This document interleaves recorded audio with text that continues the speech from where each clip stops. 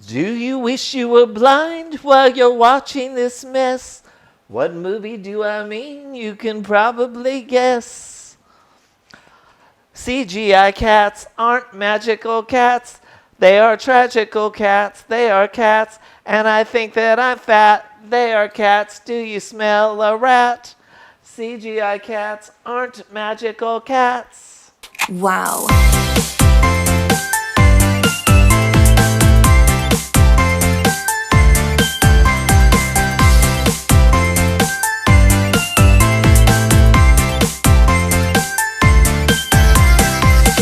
Hi, y'all. I'm Miss Kitty Litter ATX. And I'm Hexadulce. And we'd like to welcome you to The Litter Box, the show that takes a lighthearted look at today's hot topics. Today, we're here with our special guest, Mother Flurkin. Mother Flurkin, aka Blanche Starchild. How are you today, Kitty? Oh, very well, thank you. You know, I have a special love in my heart for all things feline, so I'm just thrilled to have you as a guest today. Oh, I'm so honored to be here. Thank you for having me. So, can you tell us a little bit about your character? Like, how did this develop and where did it come from? I do know a little bit of your background, that you have done some DJ work and been in the music industry and stuff, and now you're actually performing and stuff. So Yeah. It's pretty exciting. How did all this come about? Well, I like you said, I've DJ'd forever, for like 20 years. And I recently, in the past year, got into the furry community. And a big part of the furry community is trying to express who you feel you really are. And I just like dressing up like a giant cat. I don't necessarily identify as a cat inside the way that some furries might. And I don't mean to mock anyone, but that's just me. I like dressing up like a giant cat. And so my character has taken some development. At first, it was just me and a cat head, but then I decided that I wanted to be a space cat from space. And Mother Flurkin. Mother Flurkin, yes.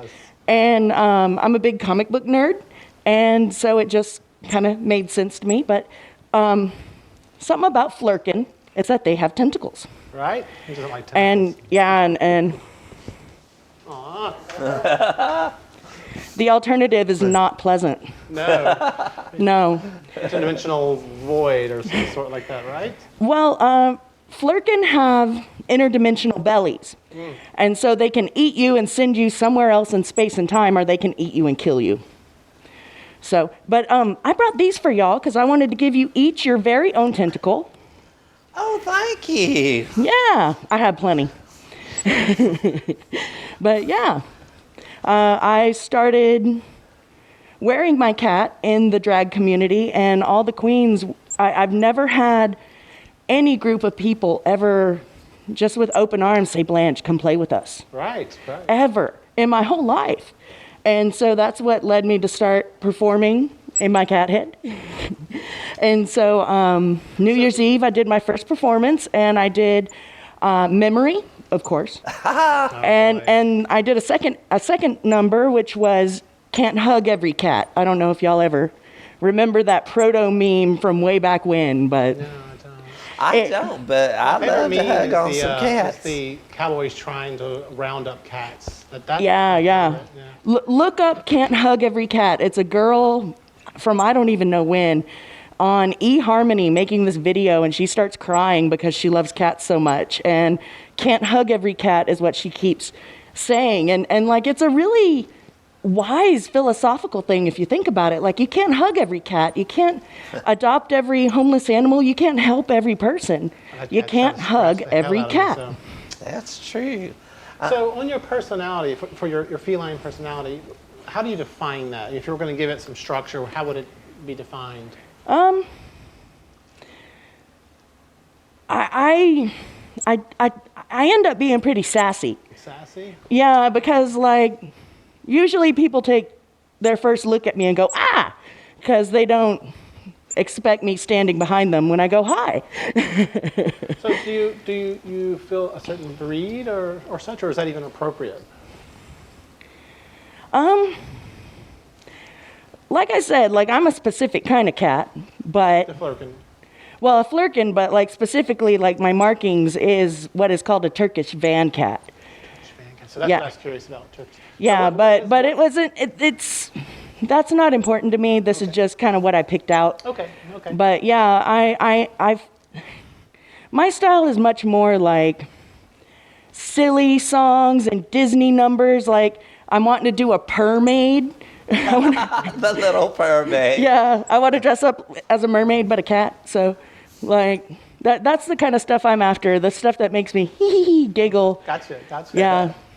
So you've developed this whole persona, but I have to ask, there's two questions that are just burning in my mind. The first one, I don't know if it's so much a question as just a statement.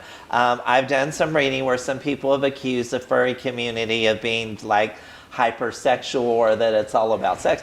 I don't believe that to be true. I think that it's more or less that people are developing characters, they're living through those characters. I think they call it polyanthropomorphic kind of thing where you're taking on this character that you've enjoyed. So it's not so much about the sexual thing, or is it? Have you found that to be something you've been accused of or that you heard about? Well, the answer is yes and no. Because, like, you have to recognize that in the 80s and 90s, when furries were really becoming, it was all mainly older people who were going to anime and sci-fi conventions. And so it wasn't until the birth of the internet in the 90s that the furries really were able to start getting together and realizing, oh, it's not just this elite group that go to, like, I think Seattle and New York were the two big Out with big little bitty, ones. little comic like strips that people were drawing, and they were. Well, art is a big thing. Anthropomorphizing, is that the right word? Well, yeah. Humans to Well, animals. okay, so in the 60s and 70s, Yeah. there were people that were into what were called funny animal cartoons. And they couldn't get them published professionally. They're like little booklets. Yes. Right, yeah, they were little yes. zines. Yes. And so a lot of the people that were exposed to those were in big metropolitan areas. And so it wasn't until the birth of the internet and anime getting bigger through the 80s and 90s that people who identified and liked that kind of art, that identified as a wolf in human clothing, were able to connect and talk to each other and start meeting up and trading ideas and art. And art is a big deal in the furry community Yes, it is. because, like, you know, a lot of people, only about, I think the number is 25% of furries actually own a fursuit. Most of them They're don't. expensive. first of Yeah, all. Very yeah. expensive. Very, very expensive and very personal. And so art is a cornerstone of expressing who you are, be it icons online, be it ideas or funny situations or stories you want to tell, comic books, whatever. And with that comes sexuality. Because furries, right now, there was a study done, and furries typically are between the ages of 18 and 25 and male and gay. And so I mean, let's not joke ourselves. That's a really sexual time of your life. It is. It is. And a lot of these guys are very closeted. They're very, not so much now, but in years past, they were repressed. They didn't have an outlet. They might be living in some remote area where they couldn't be themselves. And so they'd get to the furry convention and, I mean, come on. I don't blame them. like a good Leatherman convention or a good fetish convention. You know, I play Dungeons and Dragons. You go to a gamer con and Yeah. they go crazy. Now you've got Gen Con and the other anime conventions are Comic-Con, which is massive Yeah. now, and you'll see all types there. You'll see furries, you'll see fetishists there, every single thing, because, a lot of the comic people's outfits are very fetishy. Yeah. I mean, Wonder Woman, for example. Yeah, very much so. Now, what's fascinating is that the furry community is getting younger now. And so, and I am part of that. I have a 9-year-old that I take with me. He has a head too. And there are more and more children showing up, because why wouldn't children want to dress up as a cute, fuzzy animal? And it's fun, and everybody's handing out hugs, and it's a good old time. And that's where the culture clash and the struggle is going on in the furry community right now, in my opinion. Community too. There's some very young, underage drag queens who are performing, and there's all kinds of controversy around those individuals. One, they think they're the whole idea of drag for a young boy is a controversy in and of itself, and so on and so forth. So I can see how it would be a related kind of controversy going on. But, Well, it isn't so much that they shouldn't dress up that way. It's more that the 18 to 25 guys don't want to have to G-rate down what's going on because kids might be around. Yep. And I come from a Burning Man background. And so they went through the same thing. They did. And in the Burning Man community culture, if you bring a kid to the burn, you are responsible for their experience. And so if you see something happening that you don't want them to see, it's up to you as their parent to turn around and go somewhere else. Yeah. And not make whoever's doing whatever they want to do stop. And so that's the direction I hope the furries go, because my son deserves to hang out and wear his head and play with everybody just like everybody else. And the Austin community is really great. I went into the Austin community saying, I have a minor, he's going to be with me, this has to be family friendly, and it doesn't mean everything has to be, but I need to be able to take my then 8-year-old with me and not have to worry about it not being appropriate for his age. Now, if y'all are like, hey, we're having this party over here and no kids, that's fine. So maybe the culture clash there is that because I've seen this in other communities where parents show up with their children and then they want everybody to adhere no matter what. Mm-hmm. And say, well, you've come into this space. Yeah. In this area, you need to adhere to our rules. Yeah. I don't know, it's part of that whole overboard PC, and sometimes I think liberals were very overboard on this. They just go way to the left. It's like some Republicans go way to the right. Yeah. There's a middle ground. We need to find that. Yeah, that's why I firmly believe that the Burning Man solution of the parent being responsible is ultimately the answer. But I'm not in control of this. And so we'll see what happens. So from the political to the critical, I have to ask if either one of y'all watched that movie, Cats. And if so, what did y'all think? I have God. not seen it myself. I'm afraid of it. I can recite most of Cats by heart, and I'm so afraid, and I have so many questions. Who the hell is Tay-Tay? Like she's a character they just made up. And what is Victoria the white cat doing? She's supposed to dance ballet and be pretty but not say anything. And there's just so much going on that I'm just I'm afraid of it. So here's the thing. The other night, I actually went with a friend of mine, and we went to see the Cats, y'all. We did. I know y'all think I'm just going to savage this, but I'm going to surprise you. I didn't exactly give it the poop. It kind of got a half a scoop from me. And I'll tell you why. There was some things about it that were deservedly raked over the coals by the critics because the CGI was a little bit off, y'all. It was blurry. It was like looking at, it was just a mess. However, that being said, I think The Cats is one of those musicals that you either love it or you don't. And if you're familiar with the source material, which is a book of poetry, T.S. Eliot's book of Practical Cats, and then it was made into the musical, the Andrew Lloyd Webber thing, which was on a very minimalist stage. And that was one of the problems I had with the movie, was the fact that there was so much going on the screen, y'all, that I couldn't focus on anything. It was like a ADD thing That's going a on. Hollywood Just- trend with everything now. Yeah. It is. It was so Everything. splashy and flashy that I couldn't focus on the dancing or the singing. And when you don't have a good plot in your movie, and it's mainly about dancing and singing, then you should be able to focus on those things without having a lot of other fireworks going on Yeah. all over the place to distract you. So I found that a little off. I did enjoy it. I didn't come away with it feeling like I had been cheated or lost my money.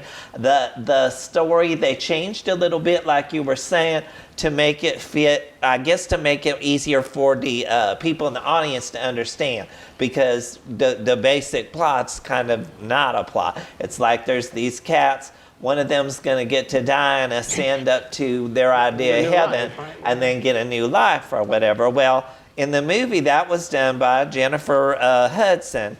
And I love Jennifer Hudson, however, and no shade to Jennifer. I think she's a darling. But I think that the costume designers could have, like, made her look like she had been through some things, because Grisabella's character is supposed to, like, have been through it and back. And to me, I was just looking, going, okay, Jaya just looks cute to me, and like she just came out of a cute sauna or a spa or something. She had looked like she had been through some things. So there was that. And then some of the other costume choices, I think Judi Dench looked like the Cowardly Lion from The Wizard of Oz. I didn't really get that. There was a couple other costume choices that were odd to me. And then the ending, y'all, they finally do pick J-Hud. Spoilers! Yeah, well, I'm sure the 3 people that were going to go see Cats have already seen it, so spoilers I'm not too worried about at this point. I think that at the end, that J-Hud's the one that they decide, her character Grisabella, they decide to give her the new life or whatever. And so they put her into a chandelier, which apparently was left over by the Phantom of the Opera at some point, another Andrew Lloyd Webber musical. So I guess they were trying to give a nod to that. And the chandelier is really a hot air balloon, which flies up into the air and through the roof at nighttime, y'all. And In the city. yeah, in the city, and it's floating around. And then the next scene, it's daylight, and the cats are all outside. The air balloon's still floating around up there. It's like, did they not give her admittance? Did she not get in? I would have thought it would have been cute if they brought the chandelier down on all the CGI people who were involved with making that mess. That would have been a cute ending for it. But, and then Judi Dench looks at the camera and tells you, she breaks the fourth wall and tells you what the naming the cats is all about. And I was just sitting there going, well, that was the most confusing ending I think I've ever seen in my life. However, that being said, didn't hate the movie. For all y'all haters out there, sorry, not sorry. I kind of liked it, the Cats. Would I say go see it? If you like the Cats, maybe you would, maybe not. But that's my take on the Cats. Well, I do know about the CGI issues they've had. I did read about that in the studios. It was really, it needed a few more passes and rendering before they finished it. Apparently they tried the outfits. They didn't like how they looked, and they had a hard time with the movement stuff.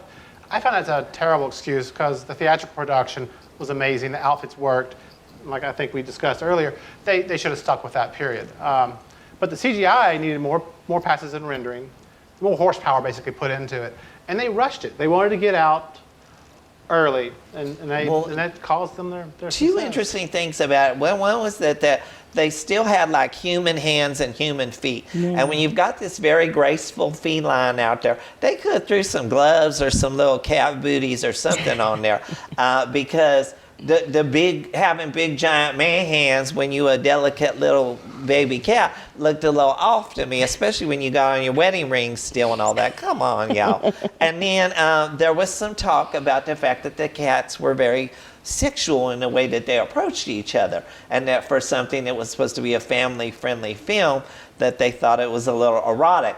I didn't get that from that, but I mean, you see what circles that I travel in, y'all. So it takes a lot for this jaded old woman to get excited about anything.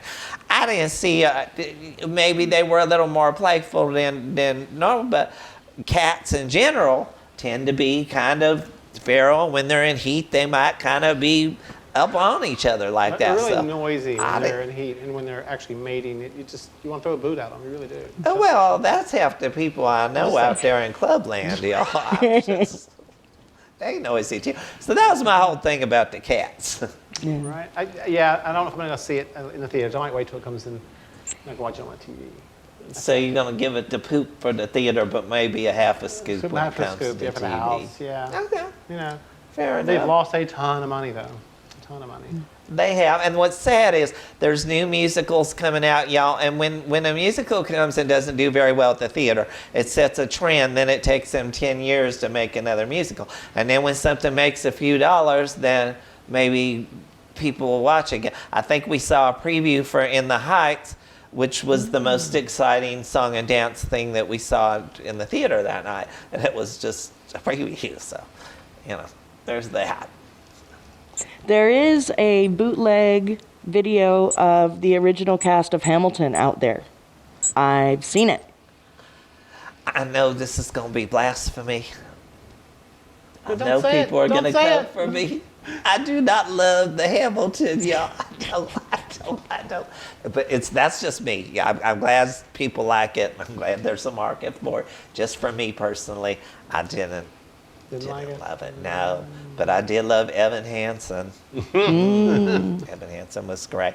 So, do you have anything else that you wanted to tell our audience out there about the whole cat culture and about what you do, or where they can find you at? Where are you going to be next? Do you have any shows coming up? Well, I'm about to go into hibernation, unfortunately. I got this awesome new job that I'm only going to be off on Sundays. So unless it's happening on a Sunday, I'm probably going to be at work. But I may have something to talk to you about. I got some Sunday things coming up. But I'm Blanche Starfire most everywhere.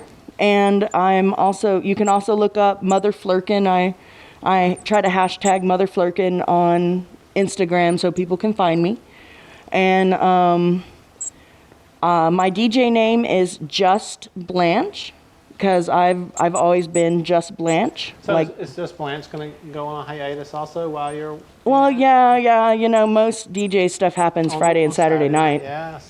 So, but it's all good. It's all good. I'm choosing this, and it's gonna really help me out to dedicate myself to this, and it's only for a little while. So, Well, I want to thank you so much for joining us here at the Litter Box. You've been an absolutely spectacular guest, and I think I've been obsessed by you ever since I saw you at Austin International Drag Festival. And since then, you've just been a darling every time I've seen you.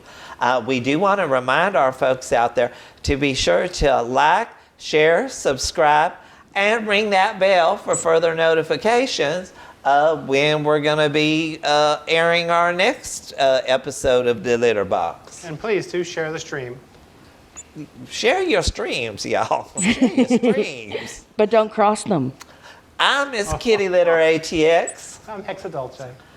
I'm Blanche Starfire. Thank you. And we'd like to thank y'all for joining us on The Litter Box. Big love. Bye, y'all. So this is your Tesseract, eh? Yes. Every good Flurkin has a Tesseract. This is the Disco Tesseract. It is the power stone of partying. I know in the movie ate it. Yes. Well, and that was Or was it a she? well, It. kind of like Flurkin are kind of both. They lay eggs, lots and lots of eggs. Like a platypus. Don't they lay eggs? Platypus do lay eggs. But they're They are the mammals. only mammal that lactates without a nipple. Not the only one, y'all, but we'll talk about that another time. We can go so many ways with that. All right. Hi, y'all. I'm Miss Kitty Litter ATX. Hexadolce. Blanche Starfire. And we'd like y'all to tune in this week to YouTube and The Litter Box, when we'll be talking about all things cats, y'all. Yeah. Meow. Meow. Yeah. Meow, meow, meow, meow, meow, meow, meow. Meow, meow, meow, meow, meow, meow. Isn't the Meow Mix song something else?